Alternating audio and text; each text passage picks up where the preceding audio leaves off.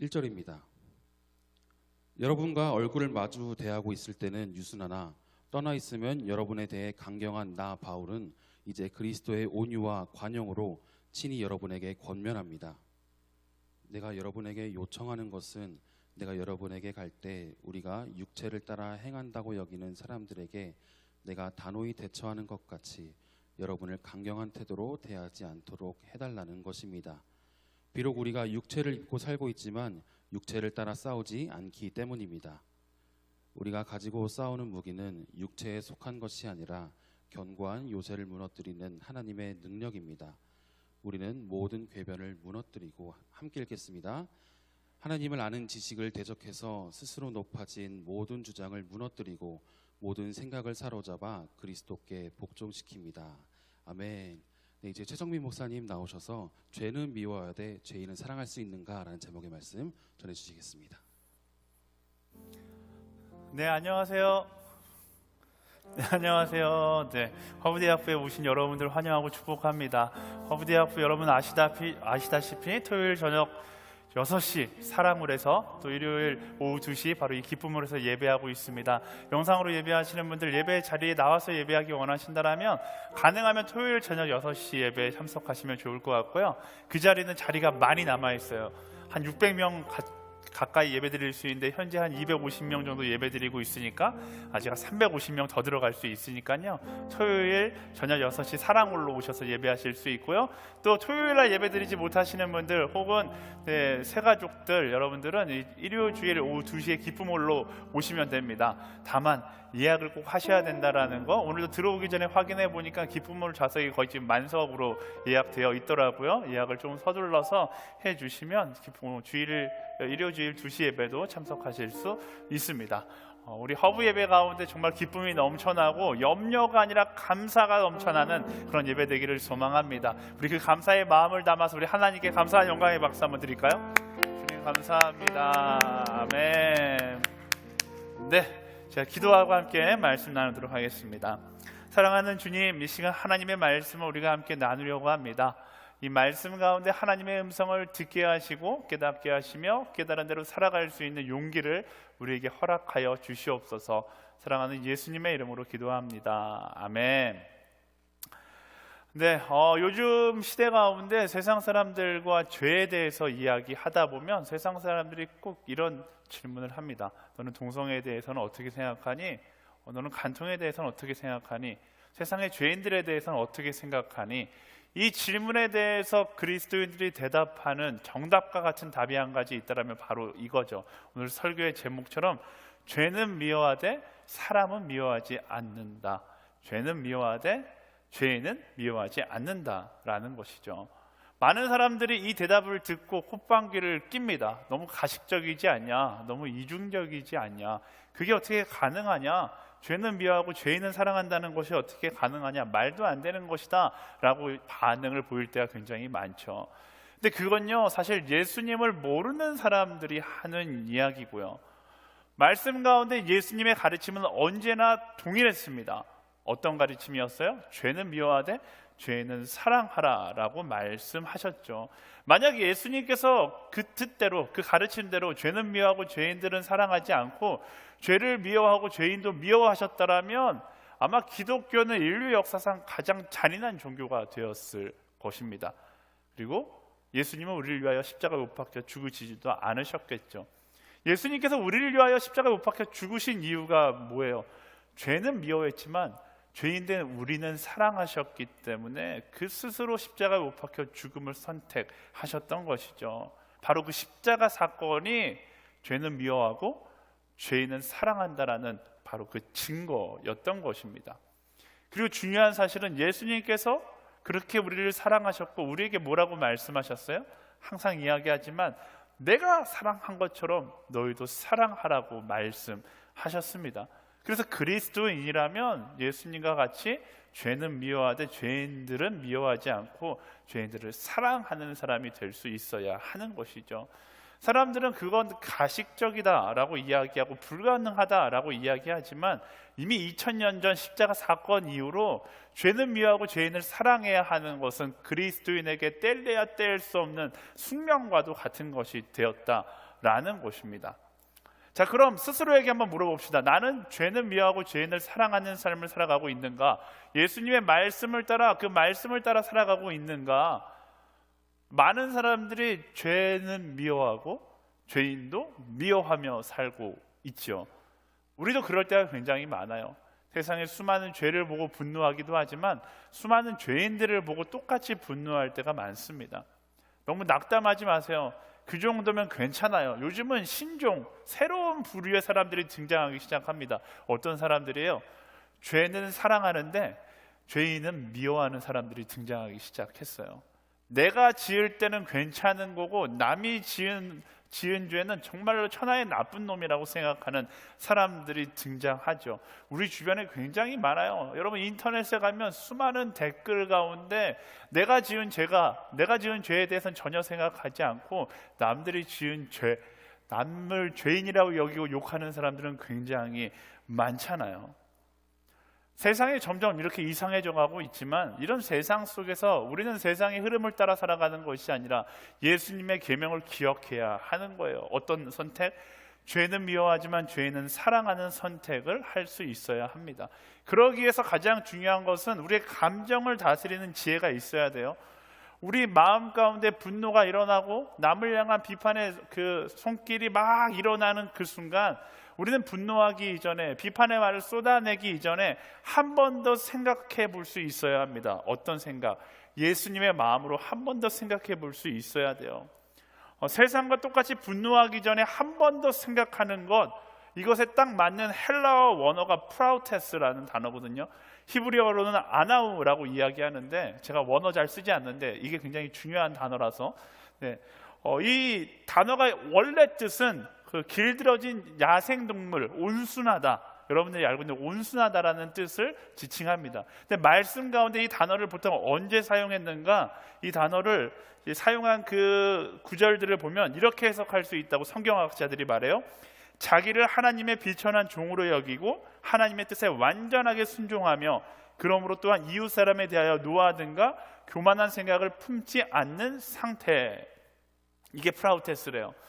성경을 번역하는 사람들이 얼마나 머리가 아팠겠어요. 프라우테스 딱 번역하려고 보니까 자기를 하나님의 비천한 종으로 여기고 이걸 다 쓰기에는 너무 길어요. 그래서 한국어로 성경을 번역할 때 한 단어로 번역했는데 그 단어가 바로 온유입니다.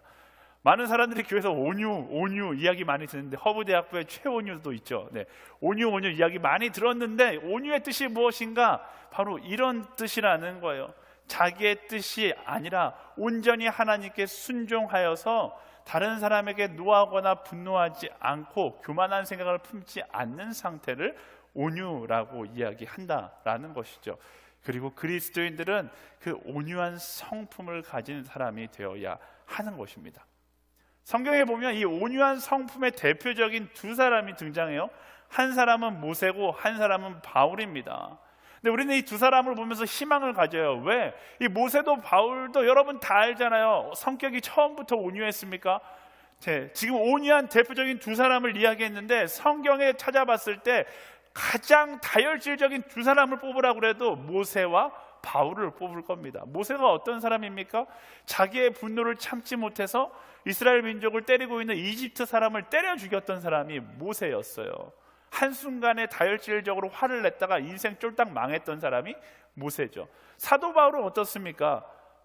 우리 스데반 집사님을 돌로 쳐 죽일 때 스데반 집사님을 돌로 쳐야 된다라고 선동했던 사람이 바로 사도 바울이었습니다. 최고로 다혈질적이었던 이 두 사람이 최고로 온유한 사람이 되는 놀라운 기적이 말씀 가운데 기록되어 있습니다. 여러분 어떤 성격을 가지고 살아가세요? 극단적인 다혈질적인 사람들이 있을 수 있어요. 나는 분노를 참지 못하는데요. 희망을 가지세요. 모세도 바울도 변했어요. 우리도 온유한 사람이 될 수 있다라는 것을 말씀 가운데서 이야기하고 있는 것입니다. 오늘 말씀 가운데 그 온유함을 발견하고 온유한 한 사람이 되기를 결단하는 우리 모두가 되기를 소망해 봅니다.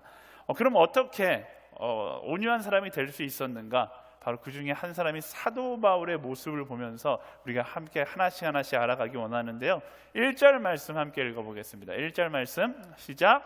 여러분과 얼굴을 마주 대하고 있을 때는 유순하나 떠나 있으면 여러분에 대해 강경한 나 바울은 이제 그리스도의 온유와 관용으로 신이 여러분에게 권면합니다. 아멘.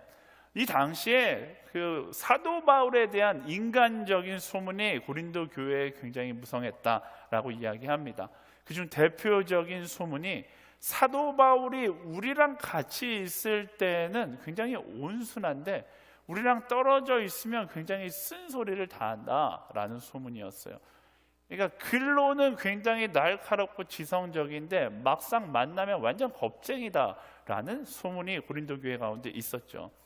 그도 그럴 것이 사도 바울의 글을 우리가 오늘날 글로 보잖아요. 사도 바울의 글에는 굉장히 힘이 느껴지고 카리스마, 권위가 있습니다.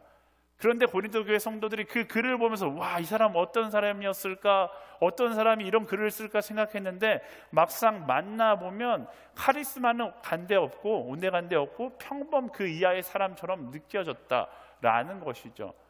왜 그렇게 느꼈는가? 사도 바울에 관한 전승에 의하면 바울은 일단 키가 굉장히 작았다라고 이야기합니다. 그리고 몸집도 굉장히 작았어요.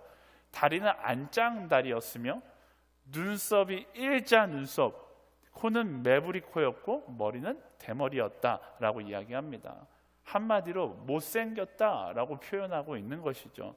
그의 외모가 너무 초라하니까 그의 글에서 보였던 카리스마라든지 그 권위가 다 느껴지지 않았던 거예요. 그래서 고린도 교회 사람들이 사도 바울을 그렇게 조롱했었던 것이죠. 오늘날로 치자면 그런 거예요. SNS에서 볼 때는 완전 현빈, 원빈 막 이런 급인데 실제로 만나니까 이건 완전 사진빨이었다. 이런 소문이 그곳 가운데 고린도 교회 가운데 계속해서 나고 있었다라는 것입니다. 근데 문제는 뭐냐면 고린도 지역 사람들이 사도 바울의 외모를 놀리면서 이런 이중적인 사람이, 이런 초라한 모습의 사람이 무슨 권위 있는 말을 하겠느냐, 그의 말들은 다 거짓말이다, 그의 말들은 옳지 않다라고 이야기하기 시작했다라는 것이죠. 인신공격을 하고 있는 거예요. 이런 상황 가운데 사도 바울은 어떻게 반응했는가? 여러분이라면 어떻게 반응하겠어요? 저는 정말로 막 엄청 분노했을 것 같아요. 제가 중등부 전도사였을 때 중등부에서 딱 처음 안녕하세요 최성민 전도사입니다 이렇게 인사를 했는데 애들이 그 예배가 끝나고 저한테 이렇게 이야기하는 거예요. 우리 얼짱 전도사님 이러는 거예요. 그래서 저는 굉장히 기분이 좋았거든요. 그때 저에게 얼짱 전도사라고 했었던 사람들이 이 자리에 앉아있는 사람이 몇몇 있는데 얼짱 전도사님 이렇게 이야기해서 저는 애들이 보는 눈이 있구나라고 생각했어요. 몇 주 지나지 않아서 그 뜻을 알았는데 얼굴 짱커 전도사래요. 제가 그 말을 듣고서 그 친구들과 거의 몇 주 동안 이야기하지 않았던 막 그런 기억이 납니다. 사도 바울은 저보다 더 분노하고 더 화가 나는 상황이었겠죠. 그런데 오늘 말씀해 보면 그는 분노하거나 억울해하지 않았어요. 그건 지금 사도 바울의 외모만을 비하하는 것이 아니라 사도 바울의 모든 신학을 멸시하고 경멸하는 그런 발언들이기 때문에 화날 만도 하지만 사도 바울은 분노하거나 억울해하지 않았습니다. 그는 오히려 고린도 교회를 향하여 온유와 관용으로 여러분들에게 계속해서 나는 권면한다라고 이야기하고 있습니다.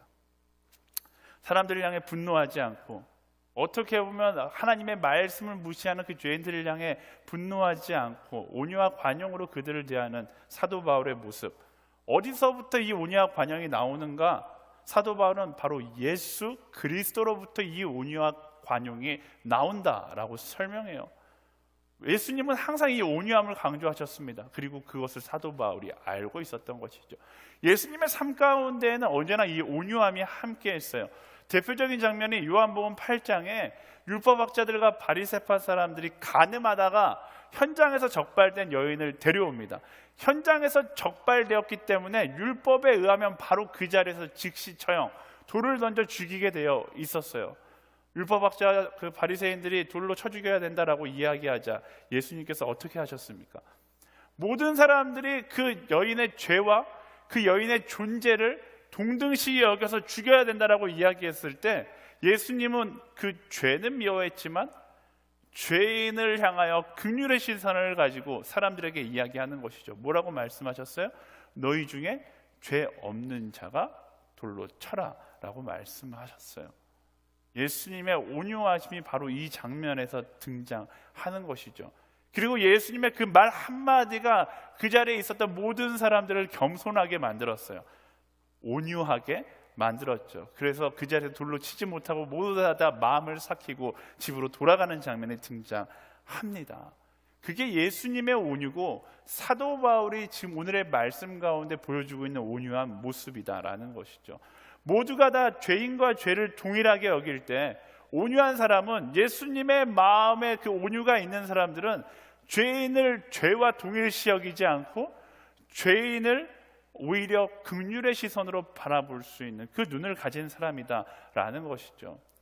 아무리 내 안에 분노가 치밀어 오른다 할지라도 예수님의 그 온유함으로 그 분노를 덮고 나의 감정을 덮을 때, 그때 비로소 뭐가 일어나는 거예요?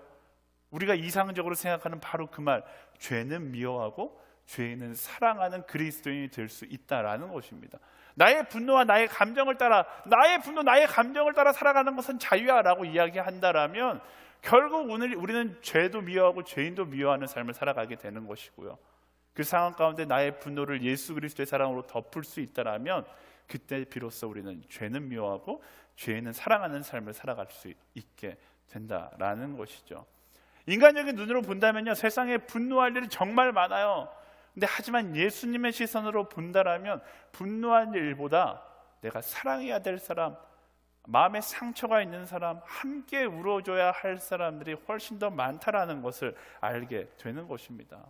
하지만 나의 감정으로는 불가능해요. 내가 죽고 내 안에 예수 그리스도가 살아야지만 바로 온유함을 얻을 수 있고 그 온유함의 시선으로 그들을 바라볼 수 있게 되는 것입니다. 온유라는 그 단어 자체가 나의 감정의 다스림을 받는 것이 아니라 예수 그리스도의 다스림을 받는 것을 온유라고 이야기해요.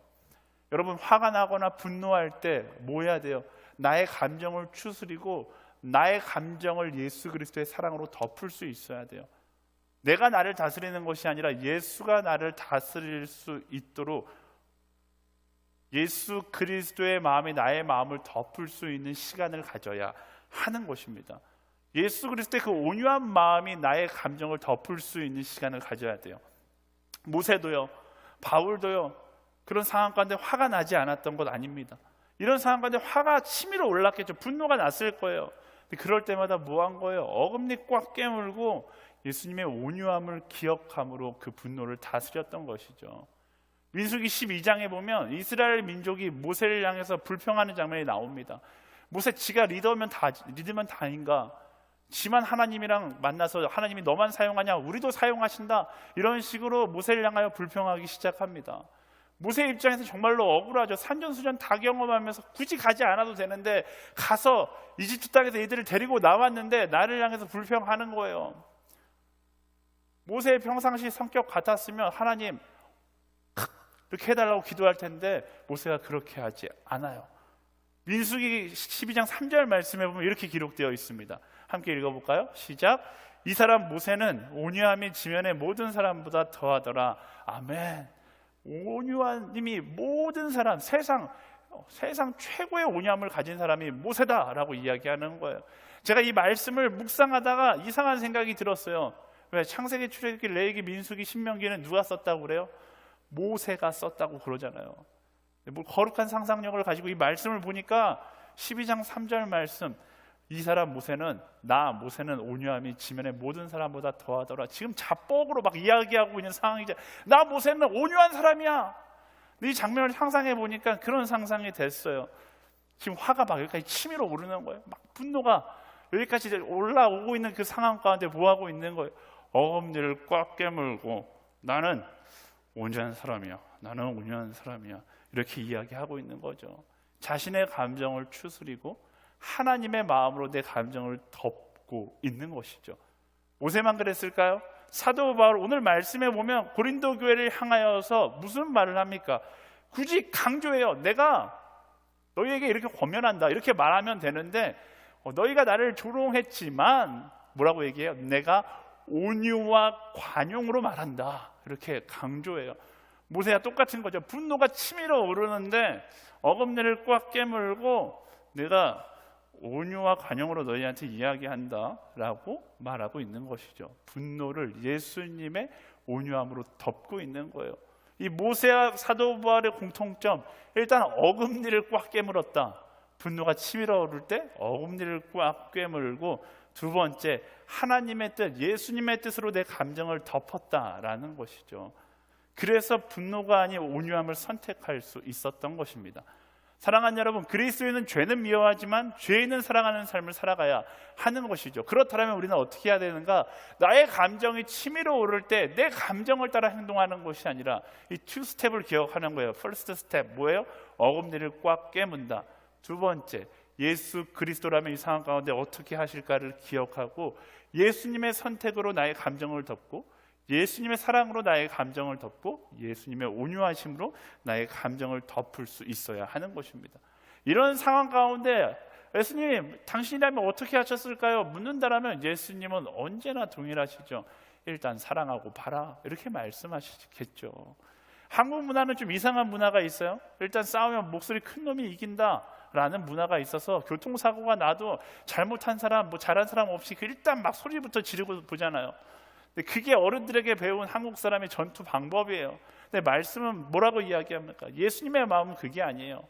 일단 소리 지르고 보자는 것이 아니라 예수님의 마음은 일단 사랑하고 보자라는 것입니다. 우리가 어떤 인간인지 묻지도 따지지도 않고 예수님 일단 사랑하고 보셨잖아요. 십자가 위에 올라가셨을 때 우리가 어떤 사람인지 다 계산하시고 십자가에 못 박혀 죽으신 게 아니잖아요. 묻지도 따지지도 않고 일단 사랑하셨던 그 예수님의 온유함, 우리도 그 예수님의 온유함을 따라서 나의 상황 가운데 일단 사랑하기를 선택하는 그런 그리스도인들이 되기를 간절히 소망해 봅니다. 자, 다음으로 넘어가서 예수 그리스도의 마음으로 분노하지 않았던 사도 바울, 그는 분명히 예수님의 온유함을 닮은 사람이었어요. 근데 한 가지 더 중요한 포인트가 나오는데, 하지만 그가 사랑했지만 한 가지 타협하지 않았던 것이 있는데 그게 바로 죄였어요. 죄는 미워하고 죄인은 사랑했기 때문에 죄도 사랑하고 죄인도 사랑하지는 않았다라는 것입니다. 2절과 3절 말씀 함께 읽어볼까요? 시작. 내가 여러분에게 요청하는 것은 내가 여러분에게 갈 때 우리가 육체를 따라 행한다고 여기는 사람들에게 내가 단호히 대처하는 것 같이 여러분을 강경한 태도로 대하지 않도록 해달라는 것입니다. 비록 우리가 육체를 입고 살고 있지만 육체를 따라 싸우지 않기 때문입니다. 아멘. 사도 바울이요, 육체를 따라 행한다고 여기며 그것이 진리라고 이야기하며 다녔던 사람들, 당시에 거짓 전도자들에 대해서 나는 어떤 태도를 갖는다라고 이야기해요? 단호하게 대처한다라고 이야기합니다. 이들은 영혼을 죽이는 사람들이었고 죄를 일삼는 사람이었기 때문에 그 죄에 대해서만큼은 타협하지 않겠다라고 이야기하고 있는 것입니다.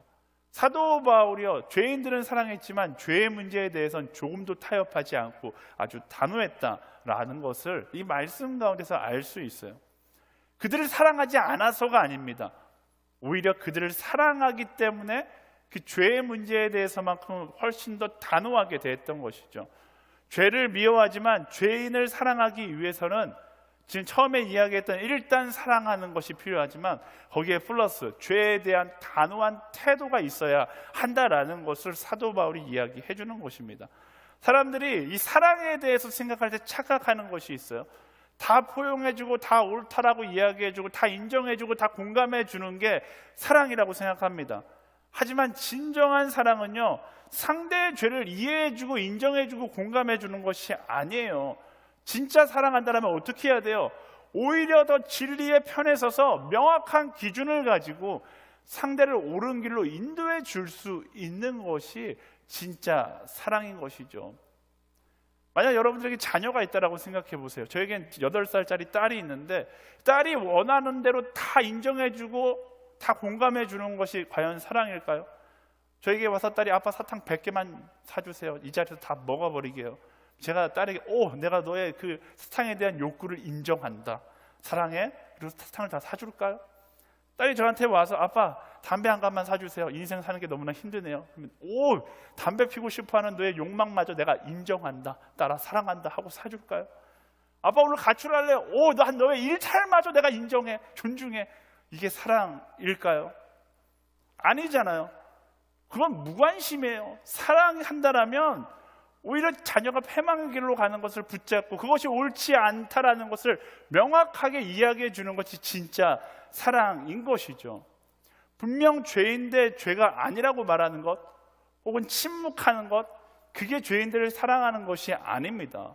사랑할수록 죄에 대하여 더 명확하게 이야기해 줄 수 있어야 하는 것입니다. 왜? 그것이 그들을 살리는 길이기 때문에 그래요. 여러분, 오늘날 세상을 보십시오.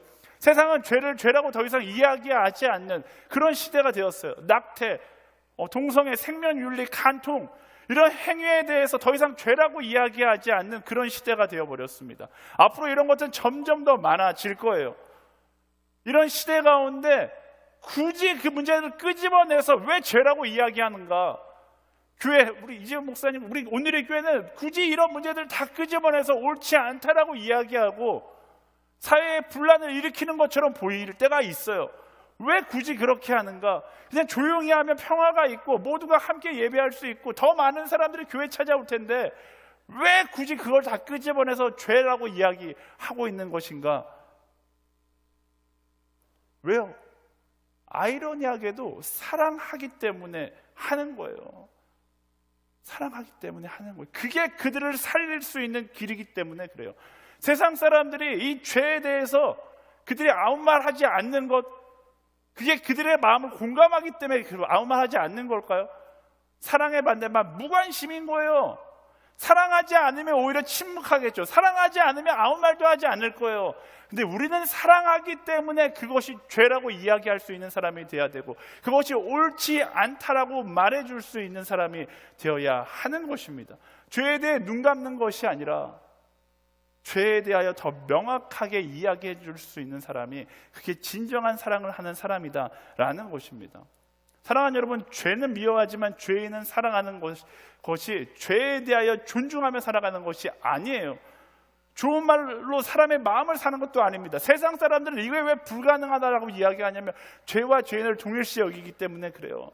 그리스도인은 뭐예요? 죄인은 사랑하지만 그 죄에 대해서만큼은 명확하게 진리를 말할 수 있는 삶, 그게 바로 죄는 미워하지만 죄인은 사랑하는 삶을 살아가는 것이죠. 여러분, 삶의 자리에서 올바른 진리의 편에 서서 진리를 이야기할 수 있는 삶을 살아가세요. 그게 죄인을 사랑하고 죄를 미워하는 삶의 방법인 것입니다. 관계 속에서는 예수 그리스도의 사랑으로 대하고 죄에 대해서만큼은 말씀의 진리의 편에 서서 명확하게 이야기하는 것, 그게 바로 계속해서 반복해서 이야기하지만 죄는 미워하고 죄인은 사랑하는 삶의 모습인 거예요. 그렇다면 이제 무엇이 남았는가? 4절과 5절 말씀 함께 읽어볼까요? 4절과 5절 시작. 우리가 가지고 싸우는 무기는 육체에 속한 것이 아니라 견고한 요새를 무너뜨리는 하나님의 능력입니다.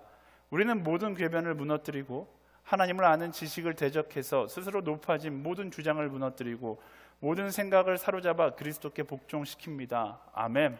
사도 바울이 이야기해요. 세상의 견고한 요새를 무너뜨리는 것은 우리의 지식이나 언변이 아니다. 백분 토론 같은 데 나가서 그들과 대화함으로 그들을 설득하고 그들의 궤변을 무너뜨릴 수 있는 것이 아니다라는 거예요. 말씀은 그 요새를 무엇이 무너뜨린다고 이야기합니까? 나의 지식, 나의 언변? 그것이 아니라 바로 하나님의 능력이라고 이야기해요. 하나님의 능력. 이것이 무엇인가? 고린도전서 4장 20절에 보면 이렇게 기록되어 있습니다. 다 같이 읽을까요? 시작. 이는 하나님 나라는 말이 아니라 능력에 있기 때문입니다. 아멘. 하나님 나라는 말이 아니라 능력에 있다라는 것. 내 입술의 말이 세상의 요새와 같은 것들을 무너뜨리는 것이 아니라 말씀에 순종하는 그리스도의 삶이 곧 능력이 되어 세상을 변화시키게 된다라는 것입니다.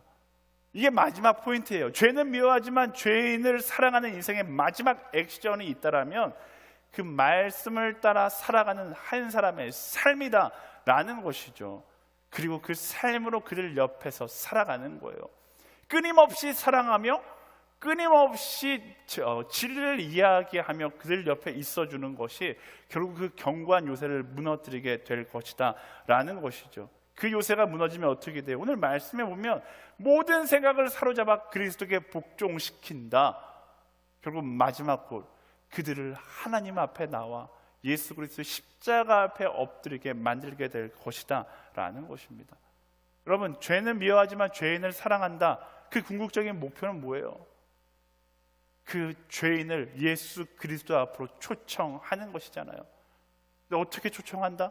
사도 바울이 이야기해요. 그들 옆에서 끊임없이 사랑하고 끊임없이 명확한 진리를 선포하며 그 사랑과 진리를 따라 살아가는 나의 삶으로 그들을 변화시킨다라고 이야기하고 있는 것입니다. 그리스도인은 그런 사람이에요. 여러분 주변에 정말로 진리를 알지 못하고 정말로 죄인된 삶을 전혀 인식하지 못하고 살아가는 사람들 옆에서 여러분들 끊임없이 사랑하며 예수님처럼 바보같이 사랑하고, 하지만 그럼에도 불구하고 진리에 대해서는 끊임없이 이야기해주는 한 사람으로 살아갈 때 여러분의 그 진리를 품고 사랑을 품고 함께하는 그 삶이 그들의 인생을 변화시키게 될 것이다 라는 사실입니다. 이게 불가능한 것처럼 느껴지겠지만 하나님은 우리의 삶을 통해서 이것을 가능케 하실 거예요. 몇 년 전에 허브대학교에 이제 한 형제가 이제 새신자로 등록을 했어요.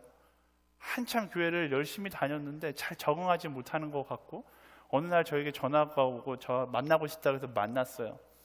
근데 그 형제가 그런 이야기를 하는 거예요. 자기는 동성애적 성향을 갖고 있다라는 거예요. 그걸 저에게 커밍아웃 하는 거죠. 그러면서 첫 번째 저에게 한 질문이, 목사님 이제 이 공동체를 떠나야 합니까? 라는 질문이었어요. 제가 그 질문에 이렇게 답했어요. 아니, 이 공동체는 너 같은 사람을 위해서 존재하는 거야. 예수님은 너를 지금까지 기다리셨어. 공동체 나와. 괜찮아. 목사님 그러면 동성애에 찬성하시나요? 저희 너무 불쌍하지 않습니까? 이렇게 묻는 거예요. 제가 그 질문에 또 그렇게 대답했어요. 아니, 너라는 영혼은 불쌍한데 나는 명확하게 이야기할 수 있는데 하나님께서 너가 그 길을 걷는 것을 기뻐하지 않아. 너가 이 자리에 나와서 예배를 드리고 함께 소그룹을 한다 할지라도 나는 너를 사랑하지만 너를 사랑하기 때문에 더 명확하게 그것이 죄라는 것에 대해서 이야기할 수밖에 없단다 라고 이야기했어요. 이 친구가 한동안 한 2달, 3달 동안 저랑 교제를 나누면서 대학교에 계속 예배를 나오다가 결국 이 허브라는 공동체를 떠나게 되었습니다. 아쉬웠죠. 그리고 한 1년 정도 지났을까? 이 친구에게 메일이 한 통 왔어요. 그리고서 자기가 이 공동체를 떠나고 동성애자들과 함께 이제 무리를 만들어서 그들과 함께 어울리기 시작하고, 세상 사람들은 자기에 대해서 이해해주고 공감해준다고 생각했다는 거예요. 세상 사람들과 이야기하고 수많은 동성애자들과 함께 이야기하면서 그가 경험했던 것은 단 한 명도 나에게 진심으로 이야기해주는 사람이 없었다라는 거예요. 1년의 시간이 지나고 나서 뒤돌아보니까 지난 1년 동안 나에게 진심으로 이야기하고 진심으로 대해줬던 사람들은 허브 공동체에서 만났던 사람들밖에 없었다라는 이야기를 하더라고요. 그 이야기를 들으면서 저는 이 예수 그리스도의 명령에 예수 그리스도께서 우리에게 주신 그 숙명과 같은 이 문장, 죄는 사랑하되, 아니죠, 죄는 미워하되 죄는 사랑하는 것, 그 삶이 세상의 요새와 같은 그들의 잘못된 논리와 이론들을 조금씩 흔들어 가게 될 것이다라는 확신이 들었어요. 불가능하다고요? 아니요, 우리가 하지 않기 때문에 그래요. 우리가 사랑하지 않기 때문에 그렇고, 우리가 죄에 대해 더 명확하게 이야기하지 않기 때문에 그래요. 많은 사람들이, 특히 많은 대학생들이 교회가 왜 이렇게 보수적인 이야기들을 많이 하냐라고 이야기합니다. 이건 보수적인 이야기가 아니라 진리를 이야기하는 거예요. 사랑하는 여러분, 예수님께서 우리에게 말씀하세요. 무조건 사랑하라고 말씀하세요. 두 번째, 명확한 진리의 편에 서서 정말로 무엇이 진리인지, 무엇이 하나님께서 원하는 길이신지 그 말씀을 있는 그대로 선포할 수 있는 한 사람으로 살아가는 거예요. 제일 중요한 마지막 액션, 살아가는 거죠. 그렇게 사랑과 진리를 가지고 그들과 함께 살아갈 때 세상에 불가능하다라고 이야기하는 이 모든 일들이 합력하여 선을 이루시는 그 하나님 안에서 가능해지게 되는 것입니다. 세상은요, 교회를 향해서 이런 말을 합니다. 너나 잘하세요. 너나 잘하세요. 근데 이 말 들으면 기분 나쁘잖아요. 근데 어떻게 해야 돼요? 나의 분노를 예수 그리스도의 사랑으로 덮고 이 말을 보면 맞는 말이에요. 나나 잘해야 돼요. 내가 잘해야지 죄인들이 주님께 돌아올 수 있는 거예요. 더욱더 예수 그리스도의 온유함을 따라 사랑하고 말씀의 진리를 따라 죄에 대해 명확하게 말하며 그 온유와 그 사랑과 진리를 품고 살아가는 것, 나부터 그렇게 살아갈 때 말씀은 이야기하잖아요. 세상 사람들의 요새와 같은 그들의 생각과 그들의 세계관들이 무너지게 될 것이고 그 자리에 하나님의 나라가 새롭게 건축되어지는 놀라운 역사가 일어나게 되는 것입니다. 언제? 나부터 잘할 때 그 역사가 일어나는 거예요. 사랑하는 여러분, 너 잘해 이야기하기 전에 나부터 잘할 수 있는 우리 그런 그리스도인들이 되기를 예수님의 이름으로 축원합니다. 말씀을 정리하겠습니다. 그리스도인의 죄와 죄인을 바라보는 관점에 대해서 예수님은 삶을 통해서 이렇게 말씀하셨어요. 죄는 미워하고 죄는 사랑하라. 어떻게 이것이 가능하는가? 나의 헛된 감정을 잠재우고 나의 분노의 감정을 잠재워서 예수 그리스도의 그 사랑으로 그 감정을 덮고, 그렇지만 말씀의 뿌리를 바꿔서 죄에 대해서 단호한 태도를 가지고 살아가는 거예요. 말씀은 이야기합니다. 그런 우리의 선택이 견고해 보이는 그들의 세상을 무너뜨리게 될 것이다. 견고해 보이는 그들의 마음을 무너뜨리게 될 것이다. 견고해 보이는 죄를 사랑하는 이들의 인생 가운데 균열이 일어나기 시작하고 그 인생 가운데 하나님의 나라가 건축되는 놀라운 역사가 일어나게 될 것이다. 말씀이 약속하고 있어요. 하지 않겠다고요? 포기하겠다고요? 그리스도인에게는 하나님 나라 가기 전까지 포기는 없어요. 함께 결단하는 거예요. 일단 사랑하고 그 다음에 뭐 하는 거예요? 죄에 대해 단호한 태도를 갖고 그리고 나부터 잘하는 거예요. 이게 바로 죄는 미워하지만 죄인을 사랑하는 그리스도의 삶, 바로 세 가지 액션입니다. 따라해 보시겠어요? 일단 사랑하자. 좀 크게 좀 따라해 주세요. 일단 사랑하자. 죄에 대해 단호하자. 나부터 잘하자. 네, 이 세 가지 액션을 기억하고 나의 삶 가운데 한 주 동안 이 액션을 따라 살아가고 내 인생 동안 이 액션을 따라 살아갈 때 변하지 않을 것 같던 그 견고한 요새와 같던 죄의 성들이 무너지기 시작할 거고 그 자리에 하나님의 나라가 세워지기 시작할 거예요. 세상의 죄인들의 친구가 되어 주십시오. 예수 그리스도를 알지 못하는 사람들의 친구가 되어 주십시오. 그들의 친구가 되다 보면 분노가 막 치밀어 오를 거예요. 하지만 일단 사랑하는 거고요. 하지만 그렇지만 그들의 죄에 대해서 공감해 주는 것이 아니라 죄에 대해서 명확하게 이야기해 줄 수 있는 한 사람이 되시고요. 제일 중요한 거, 그 사랑과 진리를 따라가면 어떤 삶을 살아가게 되는지 나의 삶을 통해서 그들에게 보여주는 거예요.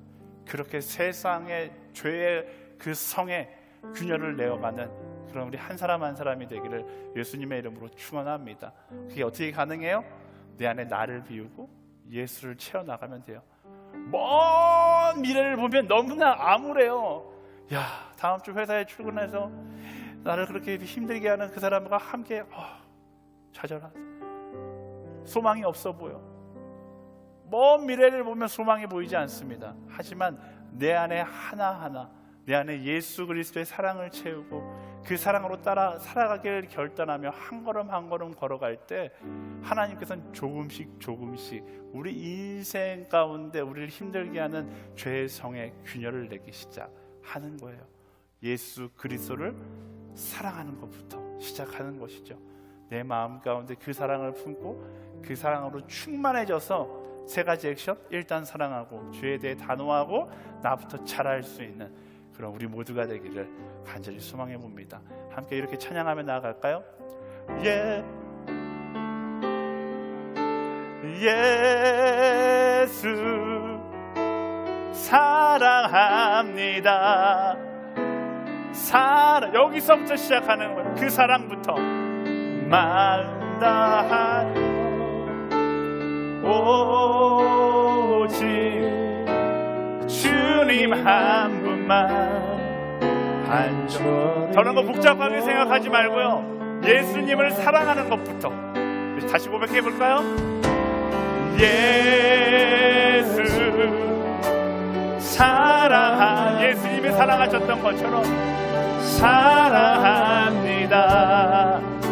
마음 다하여 오직 주님만, 오직 주님 한 분만 간절히 더 원하. 너무 사랑해서 그 사랑이 우리 삶에서 넘쳐나네.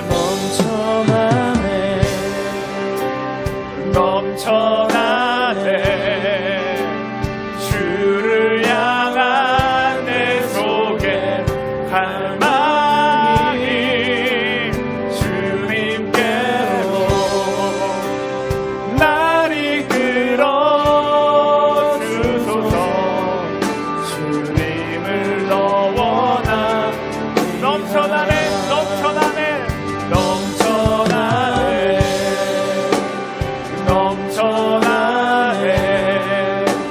주를 향한 내 속에 갈망이 주님께로 날 이끌어 주소서. 주님을 더 원합니다. 여러분, 세상에 필요한 건 비판의 목소리 이전에 예수 그리스도의 사랑이 필요한 겁니다. 우리의 분노의 목소리 이전에 예수 그리스도의 그 온유한 안아줌이 필요한 거예요. 죄는 미워하고 죄인은 사랑하기 위해서 우리가 해야 되는 첫 번째 스텝, 먼저 사랑하는 거예요. 일단 사랑하는 거예요. 하지만 죄에 대해서만큼은 단호할 수 있어야 합니다. 진리에서만큼은 타협하지 않아야 돼요. 그리고 그 사랑과 진리를 가지고 살아가는 한 사람이 될 때 변하지 않을 것 같았던 그 한 사람이 변하기 시작하는 것이고, 변하지 않을 것 같았던 그 세상이 변하기 시작하는 거예요.